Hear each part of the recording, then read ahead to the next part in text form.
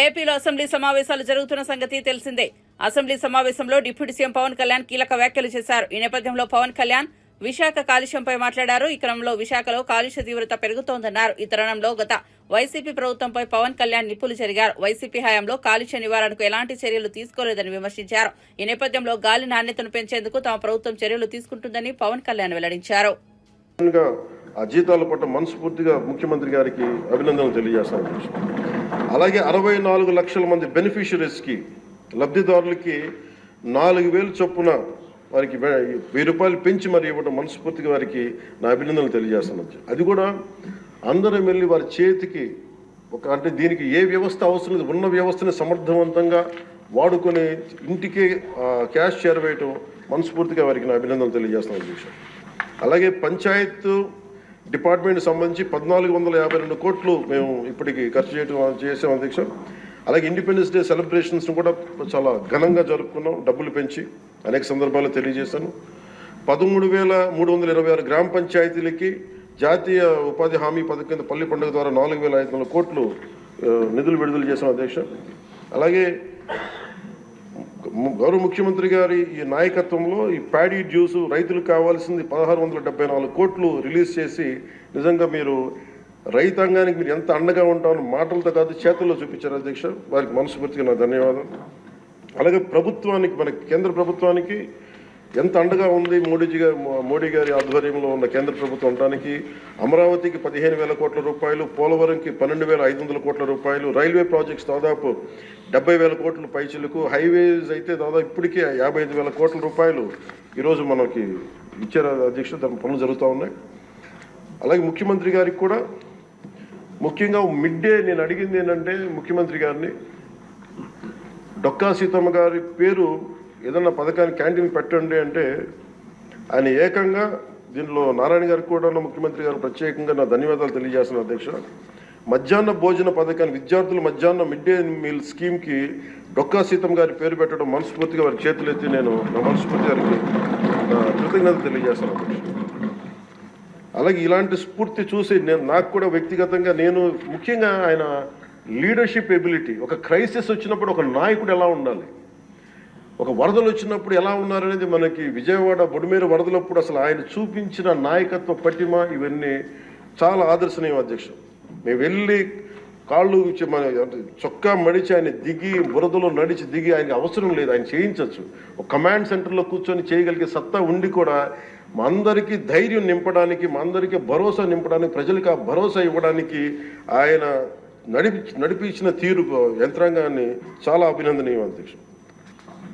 అలాగే జల్ జీవన్ మిషన్కి సంబంధించి అధ్యక్ష ఈ రోజున గత ప్రభుత్వం ఫిల్టర్ బెడ్స్ కూడా మార్చలేదు అధ్యక్ష. అంటే 4 లక్షలు అవుతుంది. అంటే ప్రతి నెల మొదటి లేయర్లో మొదటి శాండ్ తీసి అది అసలు కనీసం అది కూడా కనీసం ఫిల్టర్ బెడ్స్ మార్చని కాడికి ఈరోజు పొద్దున మన అసెంబ్లీలో కూడా మాట్లాడిన గౌరవ సభ్యులు కొంతమంది తీసుకొచ్చింది కనీసం మనకి కిడ్నీ వ్యాధులు ఎక్కువైపోతుంది, కనీసం ఫిల్టర్ బెడ్స్ కూడా మార్చలేదు. కనీసం ఫిల్టర్ బెడ్స్ మార్చిన కొంత ఇంపాక్ట్ తగ్గుద్దని అంటుంటే నిజంగా అనిపించింది అధ్యక్ష. జల్ జీవన్ మిషన్ మేము ఇప్పుడు దాకా గౌరవ ముఖ్యమంత్రి గారి నాయకత్వంలో ఆయన విజన్ తోటి జల్ జీవన్ మిషన్ ఈ రోజున అందరికీ మాటిస్తున్నాం అధ్యక్ష, రాష్ట్రానికి మాటిస్తున్నాం. జల్ జీవన్ మిషన్ మన కేంద్రం మనకి గౌరవ ప్రధానమంత్రి గారి ఆశీస్సులతో గౌరవ ముఖ్యమంత్రి చంద్రబాబు గారి నాయకత్వంలో మునిపెన్నడూ లేని విధంగా భారతదేశంలోని ఎప్పుడు కూడా జల్ జీవన్ మిషన్ ఏ స్థాయి ఇది ఒక మోడల్గా చేస్తాం అధ్యక్ష. ఆ మాట మేమందరం కమిటెడ్గా ఉన్నాం అధ్యక్ష. అలాగే లా అండ్ ఆర్డర్కి సంబంధించి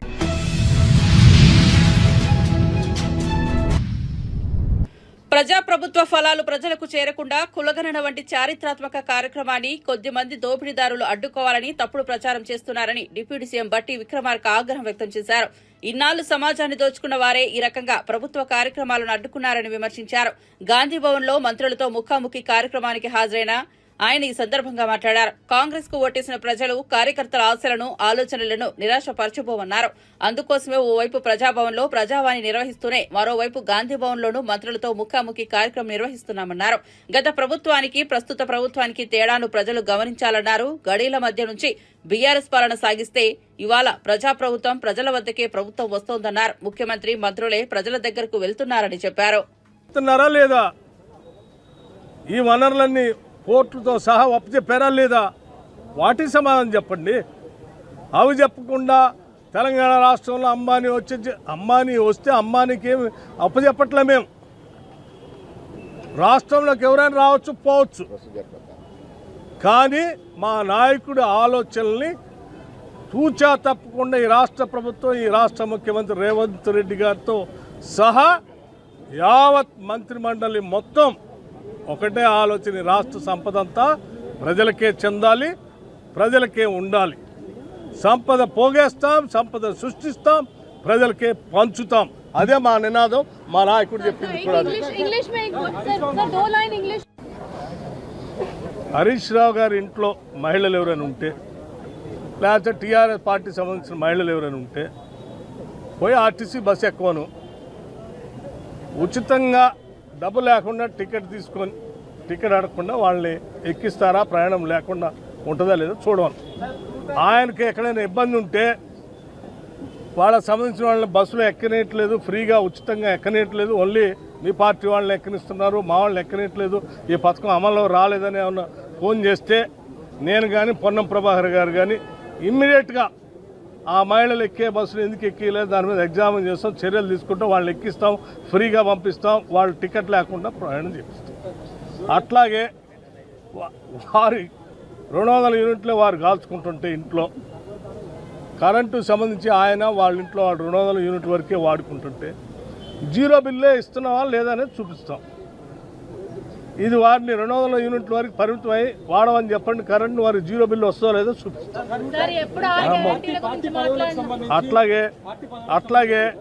అట్లాగే అర్హత కలిగినటువంటి వాళ్ళకు సంబంధించినటువంటి వాళ్ళు గ్యాస్ సిలిండర్ 500కి వస్తుందో లేదో చూసుకోమని చెప్పండి.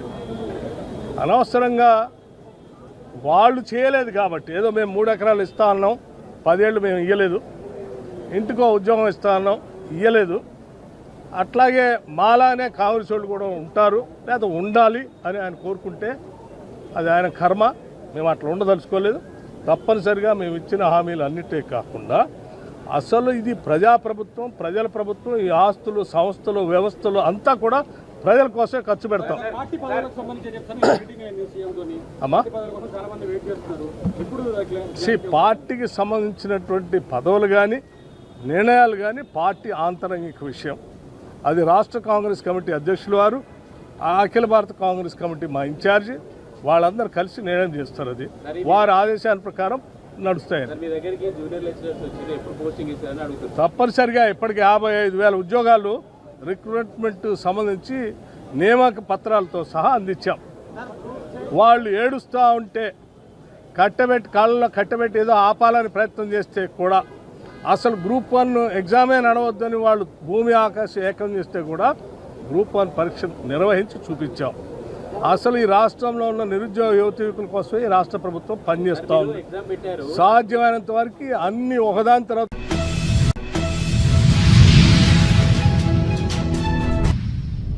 Welcome to top headlines. YSRCP హయాంలో ఆంధ్రప్రదేశ్ ప్రతిష్ట, బ్రాండ్ను దెబ్బతీసేలా ప్రవర్తించారని ముఖ్యమంత్రి చంద్రబాబు విమర్శించారు.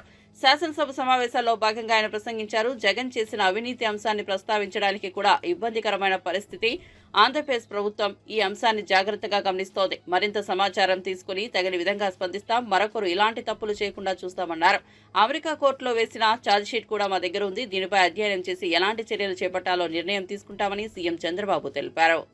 చాలా మంది సభ్యులు వాళ్ళ ఆవేదన తెలియజేశారు.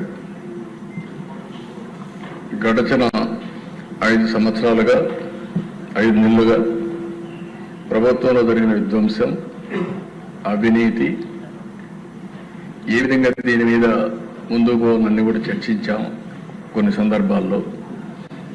అదే సమయంలో ప్రజా సమస్యల మీద మాట్లాడకపోతే మనకిచ్చిన మ్యాండేట్. ప్రజలు ఎంత ఆశ పెట్టుకున్నారో వాళ్ళ సమస్యలు కూడా పరిష్కారం చేసుకుంటూ ముందుకు పోవాల్సిన అవసరం ఉంది. ఇప్పుడు ఏ విషయమైతే ఈరోజు వచ్చిన విషయం,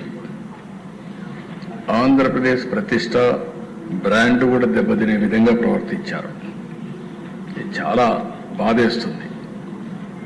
ఇంటేనే చాలా బాధాకరంగా మనం ఏ విధంగా చెప్పుకోగలుగుతాం అనే పరిస్థితి వస్తుంది.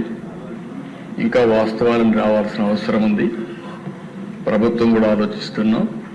వాస్తవాలన్నీ వచ్చిన తర్వాత ఎప్పటికప్పుడు అవన్నీ కూడా అధ్యయనం చేసుకొని ఏం చేయాలో చేస్తూనే మళ్ళా మీకు ఇన్ఫార్మ్ చేస్తాం. ఏ ప్రభుత్వం అయినా ప్రజలకు జవాబుదారీతనంగా ఉండాలి.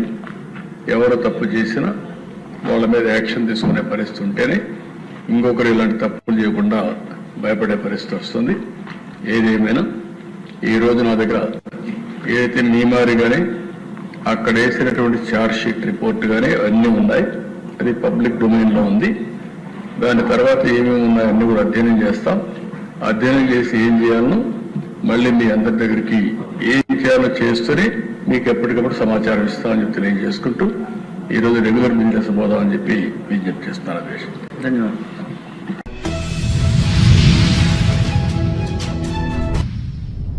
పేదల ఇల్లు కోసం ఫ్యూచర్ సిటీ, ఏఐ సిటీ వంటి కొత్త కార్యక్రమాలతో టెక్నాలజీలో హైదరాబాద్ గ్లోబల్ లీడర్ గా ఎదుగుతోందని ముఖ్యమంత్రి రేవంత్ రెడ్డి అన్నారు. Software, pharma, life sciences, health care, biotechnology పరిశ్రమలకు పవర్ హబ్ గా హైదరాబాద్ ప్రపంచవ్యాప్తంగా గుర్తింపు పొందిందని అన్నారు. శుక్రవారం గచ్చిబౌలిలో common health mediation arbitration conference 2024 కార్యక్రమానికి ముఖ్య అతిథిగా ముఖ్యమంత్రి రేవంత్ రెడ్డి హాజరయ్యారు. ఈ కార్యక్రమంలో supreme court justice Bhushan Ramakrishna Gavai, Telangana high court ప్రధాన న్యాయమూర్తి అలోక్ ఆరాధే తదితరులు పాల్గొన్నారు. ఈ సందర్భంగా రేవంత్ రెడ్డి మాట్లాడుతూ న్యాయ వ్యవస్థ మన ప్రజాస్వామ్యానికి మూల స్తంభమని, కానీ భారీ సంఖ్యలో కేసులు పెండింగ్ లో ఉండటం న్యాయ వ్యవస్థకు సవాల్గా మారిందన్నారు. పెండింగ్ కేసుల భారాన్ని తగ్గించడానికి, వేగంగా సమర్థవంతంగా కేసుల పరిష్కారానికి ప్రత్యామ్నాయ వ్యవస్థలు అవసరమన్నారు. International arbitration and mediation centre and the Commonwealth Lawyers Association.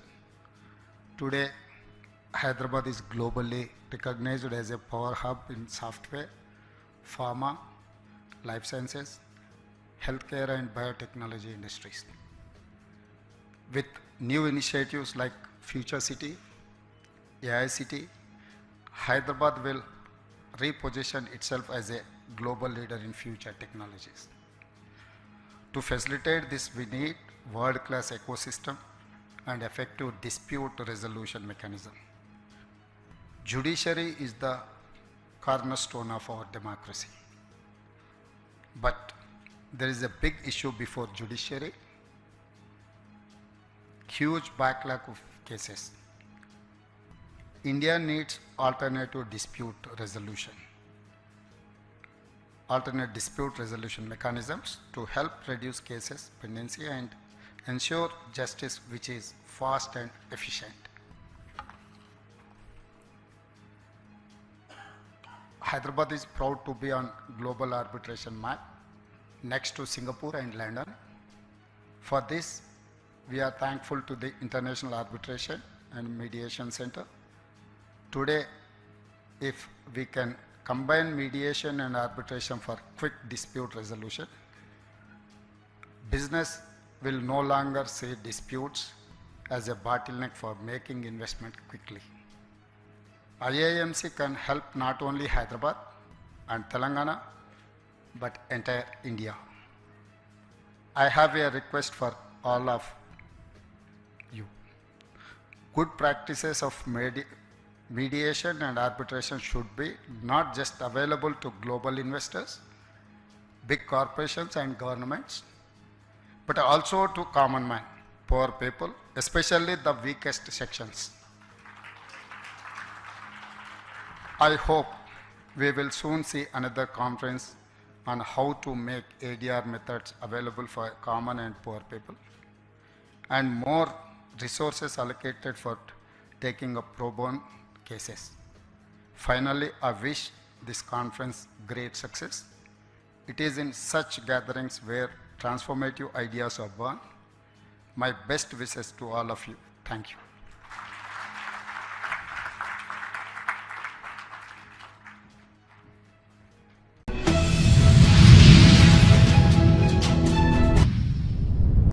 మధ్యతరగతి ప్రజల సొంతింటి కలను ప్రధాని నరేంద్ర మోదీ నెరవేర్చారని బీజేపీ ఏపీ అధికార ప్రతినిధి సాధినేని యామిని శర్మ అన్నారు. వచ్చే 5 ఏళ్లలో మరో 3 కోట్ల ఇళ్ల నిర్మాణానికి కేంద్ర ప్రభుత్వం ప్రణాళికలు సిద్ధం చేసిందని వెల్లడించారు. విజయవాడలో బీజేపీ రాష్ట్ర కార్యాలయంలో నిర్వహించిన మీడియా సమావేశంలో ఆమె మాట్లాడారు. 2017లో ప్రారంభించిన ప్రధానమంత్రి ఆవాస్ యోజన ద్వారా 4 కోట్ల ఇళ్ల నిర్మాణం జరిగిందన్నారు. గత 5 ఏళ్లలో అవినీతి, నియంతృత్వ పాలన, ఫ్యాక్షనిజానికి కేర్ ఆఫ్ అడ్రస్ గా జగన్ వ్యవహరించారని మండిపడ్డారు. ఇళ్ల నిర్మాణంలోనూ ఆయన అవినీతి చేశారని విమర్శించారు. 21.37 లక్షల ఇళ్లని కేటాయించింది. అలాగే గ్రామాల్లో 2.3 లక్షల ఇళ్లను కేటాయించి దానికోసమని 32,000 కోట్ల రూపాయలని కేటాయించింది. ఇప్పటివరకు పూర్తయిన దాంట్లో 23,800 కోట్లని విడుదల కూడా చేసింది. కానీ గడిచిన 5 సంవత్సరాల్లో మన దురదృష్టం ఏంటంటే అవినీతికి కేర్ ఆఫ్ అడ్రస్, నియంతృత్వ పాలనకి కేర్ ఆఫ్ అడ్రస్, ఫ్యాక్షనిజానికి కేర్ ఆఫ్ అడ్రస్, ప్రశ్నిస్తే కేసులు పెట్టి నిర్బంధ పాలన చేసినటువంటి జగన్మోహన్ రెడ్డి గారి పాలనలో పేదలకి, మధ్యతరగతి ప్రజల కోసమని చెప్పని ఇల్లు కట్టుకొని వారు ఉండడం కోసమని ఇచ్చినటువంటి నిధులను కూడా దాంట్లో కూడా అవినీతి చేసి వేలాది మంది నిజంగా మహిళల యొక్క శాపనార్థాలను ఎదుర్కొన్నారు. వారు మనం ఎలక్షన్స్కి ముందు చూసాం, ఎక్కడ పోయినా కూడా ఏ మహిళను కదిలిచ్చినా ఇదే. కేంద్రమేమో ఇల్లు కట్టుకోవడానికి నరేగా నిధులు కలిపి 1,80,000 రూపాయలని ఇవ్వడమే కాకుండా 20 సంవత్సరాలు బ్యాంకు రుణం 6.5% వడ్డీతోటి బ్యాంకు రుణాన్ని సదుపాయాన్ని కూడా కల్పించింది. ఒక 2.67 లక్షలు తీసుకోవచ్చు వారు. అంతగా సహకారం మేము అందిస్తుంటే పబ్లిసిటీ పిచ్చి పీక్స్లో ఉన్నటువంటి జగన్మోహన్ రెడ్డి గారు మనం చూసాం. ఆయన ఆఖరికి అంగన్వాడీలో ప్రభుత్వం ఇచ్చేటటువంటి గుడ్డు, అలాగే పాల ప్యాకెట్ పైన కూడా స్టిక్కర్ వేసుకునేటటువంటి వ్యక్తి. అంత పబ్లిసిటీ పిచ్చి ఉంది. చూసాం భూములు, ఎవరైతే భూ హక్కుదారులు ఉంటారో వారి సొంత పట్టా భూముల పైన కూడా ఆయన ఏదో రాజముద్రలాగా ఆయన బొమ్మ వేసుకున్నటువంటి వ్యక్తి. ఈ ప్రధానమంత్రి ఆవాస్ యోజన కూడా వైఎస్ఆర్ అని, ఇది కేంద్ర ప్రభుత్వ పథకం, దానికి వైఎస్ఆర్ అని చెప్పని తగిలించి ఆయన క్రెడిట్ కొట్టేద్దామని చెప్పని చేసిన పనికి కేంద్ర ప్రభుత్వం ఎన్నోసార్లు హెచ్చరించింది. ఇది దేశమంతటా అమలవుతున్నటువంటి కేంద్ర ప్రభుత్వ పథకం, దీనికి కొన్ని నిబంధనలు ఉంటాయి, అది ఏ రాష్ట్రము మీరకూడదు అని చెప్పినా మళ్ళీ ఆయన సొంత లోగో పెట్టుకొని వైఎస్ఆర్ అని చెప్పని పథకం పేరు మార్చాలని చెప్పని చేసిన ప్రయత్నంతో అప్పట్లో కేంద్ర ప్రభుత్వం 4,000 కోట్లను ఆపేసింది. ఎందుకంటే కేవలం పేరు మార్చిందనే కాదు, ఈ కట్టని ఇళ్లను కూడా కట్టేశాము అని చెప్పని అబద్ధాలు చెప్పి ఒక రాష్ట్ర ప్రభుత్వం కేంద్ర ప్రభుత్వానికి అబద్ధం చెప్పి రికార్డ్స్ పరంగా చూపించినందుకు, అది కేంద్ర ప్రభుత్వం సర్వేలో అబద్ధమని తేలినందుకు 4,000 కోట్ల రూపాయలను ఆపాం. అలాంటి పాలన చేసినటువంటి వ్యక్తి ఎంతోమంది, కోట్లాది మంది పేద ప్రజల యొక్క వారి బతుకు పైన కొట్టినటువంటి వ్యక్తి జగన్మోహన్ రెడ్డి గారు 5 సంవత్సరాల పాలనలో జరిగిన అక్రమాలను తలుచుకుంటే ప్రతి ప్రజలకు గుండె రగిలిపోతుంది.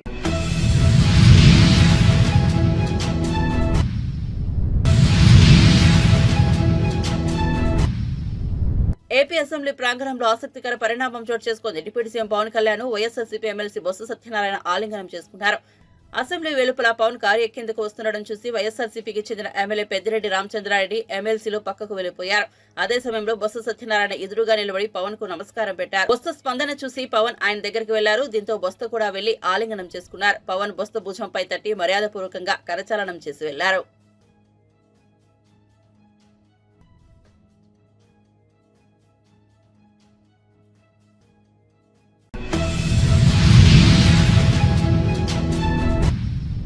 కాంగ్రెస్ పార్టీలో చేరికలపై తెలంగాణ పీసీసీ చీఫ్ మహేష్ కుమార్ గౌడ్ సంచలన వ్యాఖ్యలు చేశారు. ఆయన మీడియా సమావేశంలో మాట్లాడుతూ త్వరలోనే తమ పార్టీలో మరిన్ని చేరికలు ఉంటాయని, ఎంతమంది చేరుతారో త్వరలోనే క్లారిటీ ఇస్తామని మహేష్ కుమార్ పేర్కొన్నారు. కేటీఆర్ కు అత్యంత దగ్గరగా ఉండేవారు కూడా తమతో టచ్ లో ఉన్నారని బాంబు పేల్చారు. కాగా బీఆర్ఎస్ నుంచి కాంగ్రెస్ లోకి చేరిన పలువురు ఎమ్మెల్యేలపై అనర్హత వేటు వేయాలని గులాబీ పార్టీకి చెందిన పలువురు ఎమ్మెల్యేలు హైకోర్టులో పిటిషన్ దాఖలు చేశారు. చేరికల కొరకు చాలా మంది వేచి చూస్తా ఉన్నారు. కాంగ్రెస్ పార్టీ యొక్క 6 గ్యారంటీలు కానీ బీఆర్ఎస్ పార్టీ 10 సంవత్సరాలుగా చేయలేనటువంటి అభివృద్ధి సంక్షేమ కార్యక్రమాలు 11 నెలల్లో చేసి చూపించాం. కాబట్టి ప్రజలతో పాటు ఎమ్మెల్యేలు కూడా మా దిక్కు రావాలి, సత్ఫలితాలు ఇస్తున్నటువంటి ఈ ప్రభుత్వంలో మేము కూడా భాగస్వామ్యం కావాలని ఎమ్మెల్యేలు రెడీగా ఉన్నారు. చాలా నేను గతంలో కూడా చెప్పాను, రోజు కేటీఆర్ చుట్టూ తిరిగే 2-3 ఎమ్మెల్యేలు కూడా మాతో టచ్లో ఉన్నారు. అవుతారు సమయం మేము సరే ఉప ఎన్నికలు వస్తాయని వాళ్ళు ఊగినారు. ఇప్పుడు తెలిపోయింది కదా ఉప ఎన్నిక వస్తుందో రాదో అని. పోనీ ఉప ఎన్నిక రాకపోయినా వారికి మంచిది, ఎందుకు ఉప ఎన్నిక వస్తే మళ్ళీ పార్లమెంట్ రిజల్టే వస్తుంది బీఆర్ఎస్కి. సో ఒక రకంగా కేటీఆర్ ఉప ఎన్నిక రాకూడదని కోరుకుంటే మంచిది. వాళ్ళ పార్టీ వాళ్ళ 0 గ్రౌండ్ అయి ఉన్నది. పార్లమెంట్లో రిజల్ట్ చూసినాం వాళ్ళ పర్ఫార్మెన్స్ ఏంటి. ఏ కోర్టుకు పోయాన్నా పోవచ్చు, ప్రతి వారికి కోర్టులకు పోయే అవకాశం ఉన్నది, స్వేచ్ఛ ఉన్నది. మరి ఎక్కడికి పోయినా మేము మాత్రం తప్పు చేయలేదు. ప్రజాస్వామ్యంలో ప్రజల కోరిక మేరకే కార్యక్రమాలు జరుగుతాయి, నిర్ణయాలు జరుగుతాయి. ఆ రకంగానే మేము చేస్తా ఉన్నాం. కొన్ని చోట్ల ఎమ్మెల్యేలు ఉన్నారు, కొన్ని చోట్ల ఇన్ఛార్జీలు, ఓడిపోయిన ఎమ్మెల్యేలు ఇన్ఛార్జీలుగా ఉన్నారు. మా కార్యక్రమాలు బేసిక్గా నడుస్తూ ఉన్నాయి, పద్ధతి ప్రకారం ప్రభుత్వం నడుస్తూ ఉంది. మీరు చూడండి 11 మాసాల్లో, ఇలా 10 ఏళ్లలో కేసీఆర్ ప్రభుత్వం చేయలేనటువంటి బహత్తరమైన కార్యక్రమాలు 11 మాసాల్లో చేసి ఉంచినాం, ఇంత ఆర్థిక నిర్బంధం ఉండి కూడా. సో ఇలా ప్రజలు కోరుకున్న ప్రభుత్వం ఇది. నిజమైన ప్రజా సంక్షేమ పాలన ఇప్పుడు జరుగుతూ ఉంది కాబట్టి ప్రజలు మమ్మల్ని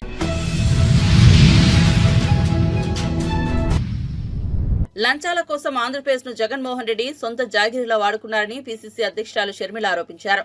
హైదరాబాద్ లో నిర్వహించిన మీడియా సమావేశంలో ఆమె మాట్లాడారు. విద్యుత్ ఒప్పందాల పేరిట అదాని నుంచి జగన్ రెడ్డి 1750 కోట్ల లంచం తీసుకున్న వ్యవహారంపై ప్రభుత్వం విచారణ జరిపించాలని డిమాండ్ చేశారు. Data centre, submarine, Gangavaram, Krishnapatnam port సహా అదానితో జరిగిన ఒప్పందాలన్నింటినీ రద్దు చేయాలని కోరారు. జగన్ అక్రమ సంపాదన కోసం అంతర్జాతీయ స్థాయిలో ఆంధ్రప్రదేశ్ పరువు తీయడం దారుణమని మండిపడ్డారు. ఏపీని బ్లాంక్ చెక్ల అదానికి జగన్ రాసిచ్చారని ఆరోపించారు. చెప్పలేదు, ఇచ్చినట్టుగా అభియోగాలు మోపారు. సోలార్ పవర్ కొనడానికి ఆంధ్ర రాష్ట్రం సుముఖంగా లేకపోతే గౌతమ్ అదాని గారు స్వయంగా పూనుకొని పవర్ సప్లై అగ్రిమెంట్ కుదుర్చుకోవడానికి జగన్మోహన్ రెడ్డి గారికి 1750 కోట్ల రూపాయలు లంచంగా ఇచ్చారు అన్నది ఇక్కడ స్పష్టంగా పేర్కొన్న విషయం.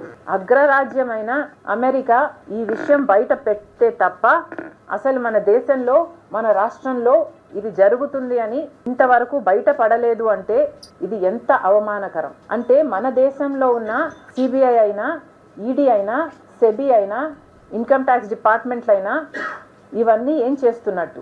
ఈరోజు అంతర్జాతీయ స్థాయిలో మన భారతదేశంలో అవినీతి గురించి చర్చ జరుగుతుంది అంటే ఇది అవమానం కాదా? అదాని గారు దేశం పరువు తీస్తే జగన్మోహన్ రెడ్డి గారు ఆంధ్ర రాష్ట్ర పరువు తీశారు. జగన్మోహన్ రెడ్డి గారిని అడుగుతున్నాం, కేవలం మీ లంచం కోసం, మీకు ఒక్క డీల్లో వచ్చిన లంచం 1750 కోట్ల రూపాయలు ప్రజలకు ఎంత భారంగా మారుతుందో ఒకసారైనా ఆలోచించలేకపోయారా? 1700 కోట్ల రూపాయలు సోలార్ విద్యుత్లో జగన్మోహన్ రెడ్డి గారికి లంచం అయితే 17,000 కోట్ల రూపాయలు ఆంధ్ర రాష్ట్ర ప్రజల నెత్తిన విద్యుత్ భారం పడుతుంది. రెండిటికి కనెక్షన్ ఉంది అని నేను అంటం లేదు, కానీ ఈరోజు సినారియో చూడండి ఒకసారి. 1750 కోట్ల రూపాయలేమో జగన్మోహన్ రెడ్డి గారికి విద్యుత్లో, సోలార్ విద్యుత్ డీలులో లంచమట. మరో పక్కేమో 17,000 కోట్ల రూపాయలు ఆంధ్ర రాష్ట్ర ప్రజల మీద భారం పడుతుంది. రెండిటికి కనెక్షన్ లేకపోయినా ఈరోజు జరుగుతున్న వాస్తవం అది. ఇలాంటి డీళ్లు చేసుకుంటే ఆఖరికి ప్రజల మీదే భారం పడుతుంది. ఈ డీల్లో కాకపోయినా ఇంకొకసారైనా, ఇంకో సంవత్సరమైనా, 25 సంవత్సరాలకు గాను ఈ డీలు కుదుర్చుకున్నారు అంటే ఆ భారం అంతా జనం మీదే పడుతుంది కదా. జగన్మోహన్ రెడ్డి గారికి వచ్చే లంచాల కోసం ఆంధ్ర రాష్ట్ర ప్రజలను తాకట్టు పెట్టినట్టు కాదా ఇది అని అడుగుతున్నాం. యూనిట్ ధర పక్క రాష్ట్రాలకు అదే అదాని పవరు ₹99 అగ్రిమెంట్లు చేసుకుంటే ఆంధ్ర రాష్ట్రంలో మాత్రం ₹2.49 అగ్రిమెంట్లు చేసుకోవడానికి జగన్మోహన్ రెడ్డి గారు ఒప్పుకున్నారు అంటే కేవలం ఈయనకు లంచాలు ఇచ్చినందుకు వల్లే కదా. సో ఈయనకు లంచాలు ఇస్తే ఆంధ్ర రాష్ట్ర ప్రజలను తాకట్టు పెట్టడానికి సిద్ధం. ఇలా ఎక్సెస్ గా ఇచ్చినందుకు 25 సంవత్సరాలకు గాను దాదాపు 1,00,000 కోట్ల రూపాయలు భారం ఆంధ్ర రాష్ట్రం మీద పడబోతుంది, ఆంధ్ర రాష్ట్ర ప్రజల మీద పడబోతుంది. ఈరోజు జగన్మోహన్ రెడ్డి గారు అంతర్జాతీయ స్థాయిలో ఇంత అవినీతి పరుడు అనే డిస్కషన్ జరుగుతుంది అంటే ఇది జగన్మోహన్ రెడ్డి గారి కుటుంబానికి మాత్రమే అవమానం కాదు, ఆంధ్ర రాష్ట్రానికి కూడా అవమానం, మన దేశానికి కూడా అవమానం. 5 సంవత్సరాలు ప్రజలు బంగారు అవకాశాన్ని ఇస్తే దాన్ని అన్ని రకాలుగా దుర్వినియోగం చేశారు. ఎక్కడుంది మీకు క్రెడిబిలిటీ? ఈరోజు మీ పేరు అమెరికాలో కూడా అవినీతి పరుడు అని ముద్ర పడింది అంటే ఇస్ ఇట్ వర్త్ ఇట్? ఆ 1700 కాంగ్రెస్ ప్రభుత్వ తప్పిదాలను ఎత్తి చూపితే సీఎం రేవంత్ బ్లాక్మెయిల్ రాజకీయాలు చేస్తున్నారని మాజీ మంత్రి హరీష్ రావు ఆరోపించారు. సంగారెడ్డి జిల్లా ఆందోళ్ మండలం మాసాన్పల్లి గ్రామంలో పెద్దమ్మ తల్లి విగ్రహ ప్రతిష్టాపన కార్యక్రమానికి ఆయన ముఖ్య అతిథిగా హాజరయ్యారు. ఈ సందర్భంగా మీడియాతో మాట్లాడారు. రంగనాయక సాగర్ వద్ద ఇరిగేషన్ భూములు నేను తీసుకున్నానని సీఎం రేవంత్ చెబుతున్నాను. నేను రైతుల నుంచి 13 ఎకరాల పట్టా భూమి తీసుకుని ధరణి ద్వారా రిజిస్ట్రేషన్ చేసుకున్నాను. అందులో 1 గుంట ఇరిగేషన్ భూమి, ప్రభుత్వ భూమి ఉంటే దేనికైనా సిద్ధమని చెప్పారు. దగ్గరుండి భూమిని కొలిపిస్తా సీఎం రేవంత్ రెడ్డి వస్తారా అని సవాల్ విసిరారు. బాగా పంట పండింది, 90 లక్షల మెట్రిక్ టన్నుల వడ్లు కొంటామని సివిల్ సప్లైస్ మంత్రి ఉత్తమ్ కుమార్ రెడ్డి గారు స్టేట్మెంట్ ఇచ్చారు. నిన్ననేమో సివిల్ సప్లైస్ కమిషనర్ చౌహాన్ గారు 70 లక్షల మెట్రిక్ టన్నుల వడ్లు కొంటామని ఆయన స్టేట్మెంట్ ఇచ్చారు. అంటే 20 లక్షల మెట్రిక్ టన్నులు ఎక్కడ పోయింది? మరి మధ్యలో 20 లక్షల మెట్రిక్ టన్నులు ఎక్కడ పోయినట్టు? అంటే దళారుల పాలైంది. నిజంగా ఈ 70 అన్న వస్తుందా అంటే అది కూడా డౌట్ఫుల్లే ఉంది. అంటే 40-50 లక్షల మెట్రిక్ టన్నులు దాటే పరిస్థితి లేదు. అంటే సగానికి సగం వడ్లు దళారుల పాలైంది. మీరు 500 బోనస్ అన్నారు. బోనస్ మాట దేవుడేరు కానీ 500 లోపలికి. బోనస్ రావాల్సిన రైతులకు 400-500 తక్కువ ధరకే దళారులకు అమ్ముకునే పరిస్థితి కలిగిందంటే ఇది పూర్తిగా రాష్ట్ర ప్రభుత్వం యొక్క వైఫల్యం. వరంగల్లో రైతు డిక్లరేషన్ లో 9 హామీలు ఇచ్చింది ప్రభుత్వం. 9లో ఒక్కటన్నా అమలైందా? రైతులకు 15,000 రైతు భరోసా అన్నారు, అమలు కాలేదు. 2వ హామీ కౌలు రైతులకు 15,000 రైతు భరోసా అన్నారు, కాలేదు. 3వ హామీ వ్యవసాయ కూలీలకు 12,000 ఇస్తామన్నారు, కాలేదు. 4వ హామీ రైతు రుణమాఫీ ఏకకాలంలో ఒకేసారి డిసెంబర్ 9వ తేదీ చేస్తామన్నారు, కాలేదు. ఎస్సీలకు అసైన్డ్ భూములకు పట్టాలు ఇస్తామన్నారు. ఈ రోజు వరకు ఎస్సీ ఎస్టీలకు అసైన్డ్ భూములకు పట్టాలు ఇవ్వడం లేదు, కానీ ఎస్సీ ఎస్టీల భూములు కొల్లగొట్టే ప్రయత్నం చేస్తూ ఉన్నారు.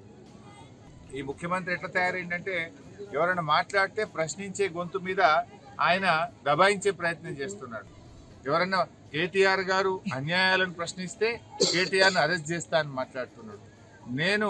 నువ్వు రుణమాఫీ చేయడంలో ఫెయిల్ అయిపోయినావు, పిల్లలకు అన్నం పెట్టడంలో పురుగులు అన్నం పెడితే పిల్లలు విషాహారం తిని ఆసుపత్రుల పాలవుతున్నారు. నువ్వు ప్రభుత్వంలోకి వచ్చినాక 42 మంది పిల్లలు చనిపోయారని చెప్పి నీ ప్రభుత్వ తప్పిదాలను ఎత్తి చూపితే బ్లాక్మెయిల్ రాజకీయాలకు రేవంత్ రెడ్డి పాల్పడతా ఉన్నాడు.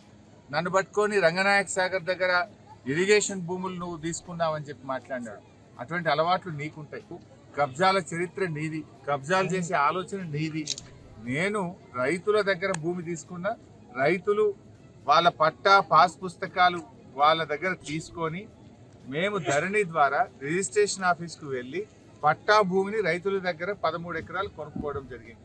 అంతే తప్ప 1 గుంట కానీ 1 ఎకరం కానీ నేను ఇరిగేషన్ భూమి కానీ ప్రభుత్వ భూమి కానీ తీసుకోలేదు, తీసుకునే ఆలోచనే మాకు ఉండదు. ఈరోజు నేను రైతులు ఏ భూమి అయితే అమ్మారో, రైతులు ఏ మోకా అయితే చూపించారో దాని ప్రకారంగా నేను కబ్జాలో ఉన్న 1 గుంట కూడా నేను ఎక్కువ లేను. రా, నువ్వే రా, ఐ వెల్కమ్ యూ. నీ సమక్షంలో నేను కూడా ఉంటా, ఇద్దరం కలిసి కొలిపిద్దాం దా, ఎప్పుడు వస్తావు రా.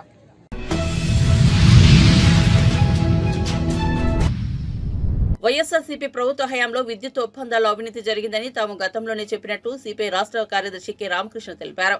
అదానిపై అమెరికాలో కేసు నమోదైన నేపథ్యంలో ఏపీలో ఈ వ్యవహారానికి సంబంధించి బాధ్యులపై సిట్టింగ్ జడ్జితో విచారణ జరిపించాలని ఆయన డిమాండ్ చేశారు.